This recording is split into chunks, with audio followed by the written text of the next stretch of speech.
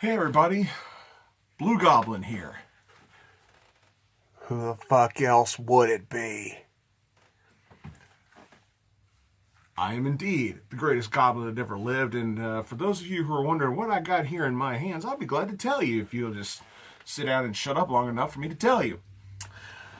I decided that instead of winging it and risking a chance on doing this take after take after take, I decided to take some notes and actually write some of this shit down that I want to talk about. Now, I was originally going to come on here and do a full-blown rant about why I had decided to flat out hate what pro wrestling has become and just do a whole rant on about it. And I actually had a video ready to go, but I was doing some volunteer work at a haunted house and threw my voice out, so I wasn't able to do it. But as time went on and the more I got to think about it, I'm like, why should I come on here and bitch and bitch and bitch about how much I hate wrestling now, how much I despise professional wrestling today and what it has become, because so many other people here on YouTube do it. So instead, I decided to come on here and try a positive talk about pro wrestling. Yes, I will say I am one of those fans that is stuck in the past, back when wrestling was cool, back when wrestling was great. And I'm going to do 2 separate videos here. Maybe 3, depending on how my mood is, but these 2 for sure I know I'm going to do. I'm going to do 2 top 10 lists. Yeah, I know this is technically kind of clickbait, but I don't care. I don't get to do lists very often, but this I have to do. First, I want to cover my top 10 heel turns in pro wrestling. Then in the following video, I'm going to be talking about my top 10 babyface turns in pro wrestling. In wrestling, a great hero always needs a great villain. It's the same thing in media, whether it be in movies, television, comic books. Every hero needs a great villain to balance it out. And I have compiled here my list of my top 10 absolute favorite heel turns in all of wrestling. Unfortunately, there's one minor nitpick I have to make. All 10 of these all 10 of these entries are based on the WWF/WWE. Most of them. All right. Top 10, ranking from the worst to the best. Well, I shouldn't say that. Ranking from my least favorite to my most favorite. Shouldn't say the worst, because all 10 of these are great. My number 10 pick for best wrestling heel turn. Now we're going to wind the clocks way back with this one. We're talking about Larry Zbyszko turning on Bruno Sammartino. In 1980, Larry Zbyszko was being pegged as Bruno Sammartino's protege. And Zbyszko had had enough. He challenged Sammartino to a scientific wrestling match, and during the match, Zbyszko snapped, leading to one of the better rivalries of the early pre-Hogan WWF era. Really good, starting a feud that would culminate at Shea Stadium. But Larry Zbyszko, for those of you who are too young to remember or even know about Larry Zbyszko, when he turned on Bruno Sammartino, he truly became the biggest heel, not just in the WWF, but in all of wrestling. He would start riots. He actually got stabbed by an angry fan. Just listen to the man's stories, and he'll tell you all about it. He would tell stories about how a fan stabbed him in the ass with a blade while one of the promoters was backstage playing cards. And he's like, I got stabbed in the ass. Yeah, okay. Wrestling back then was way different than what it is now. Okay? And back then, fans were not only throwing stuff at the bad guys, they were assaulting them. But man, was it awesome. Number 9, The Rock becomes the corporate champion at Survivor Series 1998, and thus became the biggest heel in the business, the biggest heel in the WWF at that time. And he turned heel at just the right moment, in my opinion, when The Rock was really starting to get a natural babyface turn and was getting a natural acceptance by the fans at that point, because in 1998, starting in 98, going all the way up into SummerSlam, he was hated. They were still going, Rocky sucks, Rocky sucks. And after dropping the Intercontinental title to Triple H at SummerSlam of that year, the fans were starting to... The Rock was starting to grow on the fans because of his natural charisma, his awesome ability on the mic. Some of The Rock's best stuff was in 98 and 99. Really good.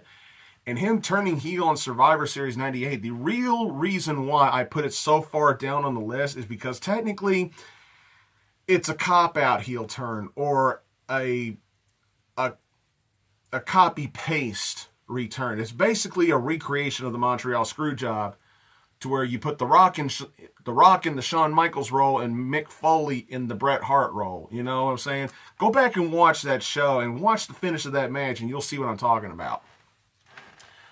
Not exactly an original heel turn by any means whatsoever, but still one of the best ones that would lead to the strengthening of one of the biggest one of the biggest rivalries in the history of the business. Number 8, Chris Jericho turning on Shawn Michaels in 2008, beginning what I would consider Chris Jericho's greatest heel work. And I'm talking about the highlight reel episode on Monday Night Raw, when Jericho turned on Shawn Michaels, kicked him in the dick, and put his head into the Jeritron screen. Awesome stuff. And it led to Chris Jericho's best stuff. For those of you who don't remember that, or for those of you who are just getting into wrestling now and you're seeing how awesome Chris Jericho is now, do yourself a favor. Go online and look at Jericho's work in the year 2008. Fucking amazing. Number 7, this may surprise you, but I did put it this low on the list. Shawn Michaels turning on Marty Jannetty at the barbershop. We have all seen it. We've all seen it. HBK kicking the teeth out of Jannetty, and then Jannetty trying to run away through the window. Such a fucking coward, you know what I'm saying? And honestly, that was what invented the term the Marty Jannetty of the team, because that was the kick that launched Shawn Michaels' solo career, and unfortunately, it was the kick that killed Marty Jannetty's career. That's why when you see tag teams, ever since then, when you look at tag team breakups, you think to yourself, which one's the Shawn and which one's the Marty? You know, in terms of when tag teams break up, the less successful partner is called the Marty Jannetty of the team. And this heel turn is the example, is the reason why that term exists. Ain't that right, Stay Puff? That's right. Number 6. My number 6 pick is when Owen Hart kicked Bret Hart's leg out of his leg at the Royal Rumble 1994. We've all seen that clip when Owen turns on Bret, and you see the infamous interview on the Titantron. It's like, you're so damn selfish, and that's why you're sitting at home, and that's why I kicked your leg out of your leg. I swear to God, that never gets fucking old. But Owen Hart's heel turn on his brother at the beginning of 1994 led to easily the best feud in all of wrestling that year. Oh my God. It led to the greatest opening match in WrestleMania history. Bret versus Owen at WrestleMania 10. Owen beats Bret clean. 1, 2, 3. Yet Bret goes on to win the title later that night, giving Owen a legitimate claim to be a number one contender for the WWF title. And there was a tease at giving Owen the belt, and it led to one of the greatest steel cage matches in wrestling history between Bret and Owen at SummerSlam of that year. My only complaint about this entire feud is that their cage match at SummerSlam didn't fucking main event the show. Instead, we got Undertaker versus Underfaker. Fucking bullshit. Number 5. This may also surprise you because this is my favorite storyline in all of wrestling. But my number 5 heel turn is the Mega Powers Explode. When you have Hulkamania, brother, teaming up with the Madness. Oh yeah. It's when the Hulkamania, it's when the media meets the Madness. Oh yeah. That infamous episode of Saturday Night's Main Event when the Mega Powers exploded and Randy Savage, he's like, I could sit here and beat you for the belt 1, 2, 3. That would be no problem, but you turn my guts. You actually turn my stomach. Oh yeah. And you're lusting for Elizabeth. You've always lusted for Elizabeth. Oh yeah. And seeing Savage turn on Hogan.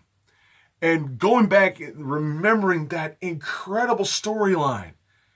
And you look back on it now, when you're a kid, you're cheering for Hogan and you're booing Savage. But when you go back and look at it as an adult, you're thinking, God damn, Savage had every right to beat the shit out of Hogan. Oh, man. But it culminates at WrestleMania 5, where Randy Savage arguably cuts the promo of his career when he's talking about puke stirs to the left of me. Puke stirs to the right of me. Didn't need him then, don't need him now. Oh yeah, Macho Madness, the Mega Powers Explode is my number 5 best heel turn in all of wrestling. Dig it! We go to number 4 with the heel turn with one half of the greatest double turn in pro wrestling history, with Bret Hart turning heel at WrestleMania 13 after the submission match against Stone Cold Steve Austin with Ken Shamrock as the guest referee. This was magnificent. This was a heel turn that we knew was coming. This was a heel turn. This was one of the few heel turns that we wanted because Bret was already acting heelish.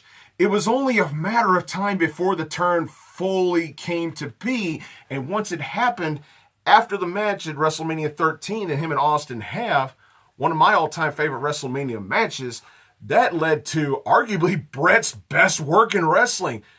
That year, 1997, always gets underappreciated because everybody just loves 98, 99, and 2000 of the Attitude Era. But you got to remember, it was all culminating. It was all brewing up to happen in 1997. 97 is a criminally underrated year, and it was, in my opinion, some of Bret's best work in his entire career. It was the building of that whole boo American wrestlers in Canada, boo Canadian wrestlers in America, and stuff like that. It didn't matter who was face or who was heel. If you were Bret in America, you got booed. If you were Shawn in Canada, you got booed, and it was vice versa. You know, it was just great stuff. And it was some of Bret's best work in wrestling, some of Bret's best promo work, some of his best matches, some of his best rivalries. It was awesome. Number 3, Andre the Giant turning on Hulk Hogan in Piper's Pit to challenge him for a world championship match at the WrestleMania. Seeing this as a little kid, seeing it now, I didn't see the heel turn live when it happened, but I saw like promo videos for it and everything because WrestleMania 3 was the first wrestling show I ever watched. And seeing Hogan body slam Andre the Giant was what made me a wrestling fan. Ever since that moment, I've watched. That was it. Hogan slamming Andre turned me into a wrestling fan. Told me I need to be watching this stuff. And that's why I've always said my favorite rivalry in all of wrestling is Hogan versus Andre, because it brought me into pro wrestling. It was a feud that lasted for years. It was a feud that made WrestleMania 3 a success. It was a feud that possibly could have saved WrestleMania, because the first two WrestleManias, while they were successful, they haven't aged well, and they weren't really that great to begin with.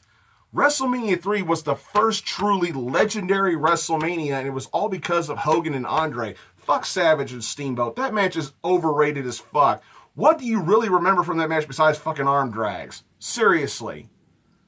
I actually forgot that Steamboat won with help from George the Animal Steele. I actually forgot about that. But I can tell you, when Andre tried to slam Hogan or when Hogan tried to slam Andre and Andre fell on him and supposedly the ref counted 3 because of a bad camera angle. I remember Hogan tried to pile drive Andre on the concrete floor and gave him a backdrop. It was just all kinds of crazy stuff. The match is not scientific, but it's a match that forever holds a place in my heart because it brought me into pro wrestling. And it all started with this heel turn when Andre, supposedly one of Hogan's best friends, turned on him, tore his shirt off, tore his crucifix off, and challenged him for a World Championship match at the WrestleMania. But God bless that feud. God bless Hogan versus Andre. Because not only did it make WrestleMania 3 a legendary success, it also led to the creation of the Survivor Series. It led to the creation of the Royal Rumble. It led to the most watched wrestling match in television history. The main event, the WrestleMania 3 rematch between Hogan and Andre. Over 33 million people tuned in to see that match. That is a number that your guys like Austin, your guys like The Rock, your guys like CM Punk or John Cena or Brock Lesnar, none of those guys could even touch a fraction of that. That is why I say, to the people who think Cena's better than Hogan, I laugh. I roll my eyes at that, because Cena at his best can't even match Hogan at his worst. Cena wishes he were a third of the star that Hulk Hogan was. Austin was never a bigger star than Hogan. Anybody that says that Austin was the bigger star than Hogan, eat shit. Nobody did more for the wrestling business than Hulk Hogan. While Bret Hart may be my hero, Bret has always been my hero. Bret has always been my all-time favorite. But even I have to call it like I see it. There never was and there never will be a bigger star in the history of professional wrestling than Hulk Hogan. And I fucking stand by that. Don't you dare try to tell me I'm wrong. And it's this feud, Hogan and Andre, that also led to the creation of SummerSlam. Hogan and Andre created 3 of the big 4 pay-per-views. Try to tell me guys like Austin or guys like The Rock or guys like Cena could even try to match even half of that success. They fucking can't. Number 2.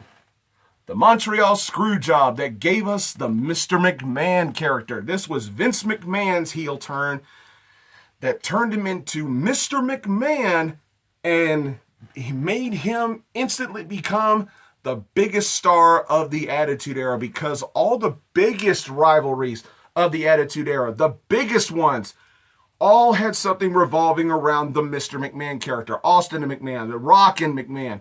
Rock and Austin was fumed by the Mr. McMahon character. The corporation became the biggest faction of that era because of the Mr. McMahon character. The Mr. McMahon character was easily the top heel in all of wrestling at that time. Can't argue with that. Can't argue with the facts. But this may be the most predictable number 1 I've ever done, because y'all know what it is. The number 1 greatest heel turn in all of wrestling, in my opinion, well, it's not really an opinion, it's a goddamn fact. Hulk Hogan, Bash at the Beach, 1996, when he became Hollywood, turned his back on Randy Savage and formed the new world order of wrestling, brother. Turned on WCW, sided with the outsiders, and became known as the Third Man. The Third Man. Him getting stuff thrown at him, talking about billionaire Ted. Promise me world caliber matches, brother. I'm bored, brother. You fans can stick it. Seeing Hulk Hogan turn heel. I was watching both the WWF and WCW when I was younger. See, 1996, I was 13 years old. Seeing one of my heroes, Hulk Hogan, turn to the dark side pissed me off. But looking back on it, it was brilliant. Turning heel was the best thing Hogan did in WCW.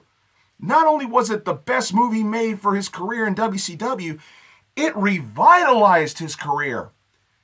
Think about it. In 94 and 95, Hogan's star was fading fast. The fans were resenting him. As good a matches as he was having with Ric Flair, let's face it, his act was getting tired. And the fans were starting to turn on him. So what do? You switch him heel.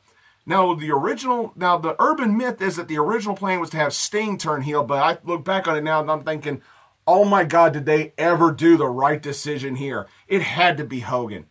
You couldn't have the NWO without Hogan. And without Hall and Nash either. But it was all about Hogan.